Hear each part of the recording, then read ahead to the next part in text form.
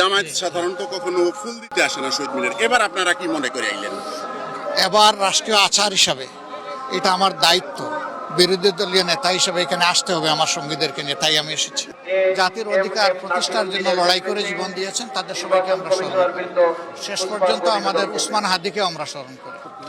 আমরা আসলে ভাষা শহীদদের আগেও 47-এও যারা শহীদ হয়েছেন তাদেরকে শ্রদ্ধার সাথে স্মরণ করি, 52 শহীদদেরকে স্মরণ করি, 71-এর শহীদদেরকে স্মরণ করি, 90-এর গণঅভ্যুত্থানের সময় যারা শহীদ হয়েছেন তাদেরকে স্মরণ করি, এরপরেও যারা ফেসিবাদের হাতে শহীদ হয়েছেন তাদেরকে স্মরণ করি। বিশেষ করে 15.5 বছর ফেসিস্ট আমলে যারা শহীদ হয়েছে তাদের সবাইকে আমরা শ্রদ্ধার সাথে স্মরণ করি। এবং শেষ পর্যন্ত আমরা স্মরণ করি যারা জুলাই যোদ্ধা হিসেবে জাতির অধিকার প্রতিষ্ঠার জন্য লড়াই করে জীবন দিয়েছেন তাদের সবাইকে আমরা স্মরণ করি। শেষ পর্যন্ত আমাদের উসমান হাদিকেও আমরা স্মরণ করি। কিন্তু আপনি যে প্রশ্ন করেছেন যে তারা যে কারণে লড়াই করেছিলেন সেই প্রত্যাশা কতটা পূরণ হয়েছে, না, সে প্রত্যাশা পূরণ হয়নি। সেই প্রত্যাশা পূরণের জন্যই আমাদের লড়াই, আমাদের অঙ্গীকার।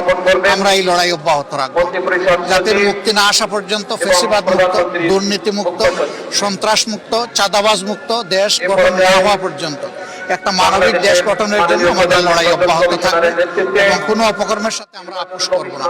আমরা সেই ক্ষেত্রে সাংবাদিক বন্ধুদের সহ সারা দেশবাসীর সাথে থাকবো এবং দেশবাসীকে আমাদের সাথে থাকার জন্য আমরা আহ্বান জানাবো। জি, জামায়াত সাধারণত কখনো ফুল দিতে আসে না শহীদ মিনার, এবার আপনারা কি মনে করে আইলেন? এবার রাষ্ট্রীয় আচার হিসাবে এটা আমার দায়িত্ব, বিরোধী দলীয় নেতা হিসেবে এখানে আসতে হবে আমার সঙ্গীদেরকে নিয়ে, তাই আমি এসেছি।